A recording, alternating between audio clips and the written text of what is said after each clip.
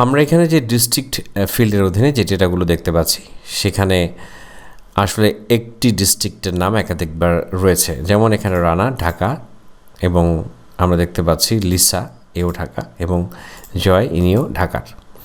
তা আমরা চাইছি যদি কোনো কারণে যে এখানে মোট ইউনিকলি কতগুলো ডিস্ট্রিক্ট রয়েছে সেগুলোকে আমরা আইডেন্টিফাই করতে চাই। তো এই ধরনের যদি কখনো প্রয়োজন হয় সেক্ষেত্রে আমরা ইকুয়াল সাইন ব্যবহার করে যে ফাংশনটি ইউজ করব সেটি হচ্ছে unique function. Unique function use করার পরে আমাদেরকে রেঞ্জটা দিয়ে দিতে হবে, অর্থাৎ কতটুকু রেঞ্জের মধ্যে থেকে আমরা ডেটাগুলোকে ইউনিকলি রিট্রিভ করতে চাই। এখন ইন্টারফেস করলেই দেখুন এখানে মোট 6টি জেলার রয়েছে, যেই 6টি জেলা থেকেই বিভিন্ন মানুষজন বিভিন্ন 6টি জেলার মধ্যে যত মানুষই রয়েছে সেটি 6টি জেলার মধ্যে সীমাবদ্ধ, অর্থাৎ ইউনিকলি আমরা সেই ডেটাগুলোকে আইডেন্টিফাই করতে পারলাম। এখন এখানে দেখা যাচ্ছে যে এখানে আসলে এই সিরিয়ালটা কিন্তু অর্ডারটা কিন্তু ঠিক নেই, অর্থাৎ আগে ডি সি পরে।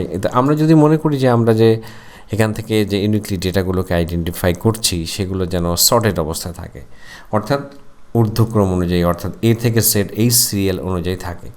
তো সেজন্য আমাদেরকে যে ফাংশনটি ইউজ করতে হবে সর্ট ফাংশন। এই সর্ট ফাংশনটির মধ্যে আবার আমরা একটি ফাংশন ইউজ করব, সেটি হচ্ছে একটু আগে আমরা যেটি শিখলাম ইউনিক ফাংশন।